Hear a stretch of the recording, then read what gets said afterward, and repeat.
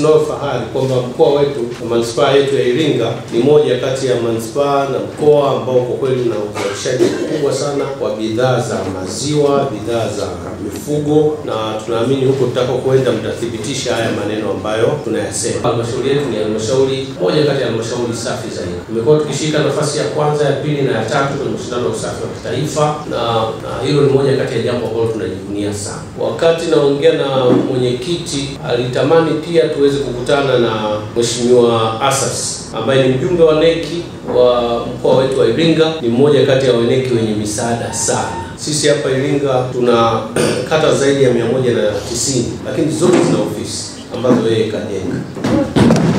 Kikubwa niseme sisi tunawakaribisheni sana hapa Iringa na tunaahidi kwa dhati kabisa kwamba tutawapokea.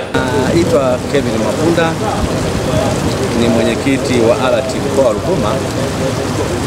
Leo hii tumefika Iringa kuja kujifunza mambo mbalimbali, hususani masuala ya makusanyo mapato, lakini vile vile uwekezaji wa watu wetu wa ndani, lakini pia halmashauri kwa ujumla kwa maana ya manispaa. Kwa kweli hapa sasa hivi tuko kwenye shamba la Asas. Kwa kweli tumekuta mazao ya ng'ombe ni mengi, lakini pia shamba hili ni kubwa sana. Ni jambo la kujivunia sana Tanzania kutokana na hili shamba. Sisi kama halmashauri zetu 8 pamoja na wenzetu wa Chalinze tumejumuika kwa pamoja. Kwa kweli tumenufaika sana na somo la hapa leo. Hivyo sasa hivi kila mmoja anavyorudi tunasema kwamba tunaenda kujipanga jinsi gani tutaweza kupata shamba kubwa kama hili la mifugo ili kuweza kupata maziwa bora zaidi. Tulifikiri kwamba maziwa yanayopatikana Asas ni maziwa ambayo kwa wakati mwingine ni maziwa ovyo ovyo, lakini tumeelekezwa vizuri kabisa kwamba ni maziwa bora ambayo hayawezi kumwathiri binadamu. Lakini pia tumeambiwa ili tuweze kupata maziwa mazuri zaidi, elimu tulioipata hapa tutaendelea kujifunza zaidi na kuweza kutekeleza yale ambayo tumejifunza. Sisi kama waheshimiwa madiwani tuko hapa, lengo ni kuchukua mafunzo hapa na kuwapelekea wananchi. Elimu hii tulioipata hapa tutaipeleka kwa wananchi wetu mkoa wa Ruvuma, lakini pia kwa wenzetu wa Chalinze, ili kuona jinsi gani ya kuweza kuweka shamba kubwa kama hili. Tunaweza tukajaribu kuomba wawekezaji mbalimbali wakaja kwenye maeneo yetu ya mkoa wa Ruvuma, kwa sababu maeneo tunayo makubwa, hali ya hewa ni nzuri, pia kuna majani mengi. Achana na haya majani ambayo ya kutengeneza wenyewe, lakini tuna majani asilia. Na Mlimila ni diwani wa manispaa ya Songea, ambaye leo hii nimekuja hapa kutembelea Iringa na niko kwenye shamba la Asas ambalo linavuna maziwa kwa wingi. Kweli nimejifunza kitu na ninakwenda kushawishi kwenye baraza la madiwani na sisi tuwe na shamba la ng'ombe.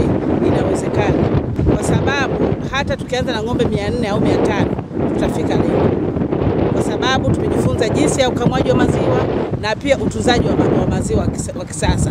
Tumeona vifaa, ana uwezo kutuletea hata kifaa kama manispaa Songea, tunakusanya maziwa, tunakamua, tunahifadhi mle, then gari linakuja linabeba maziwa linaleta kiwandani. Yeye mwenyewe ametuambia kwa idadi ya ng'ombe wake aliyokuwa nao na jinsi mtambo wake ulivyokuwa mkubwa, haujitoshelezi maziwa aliyokuwa nayo.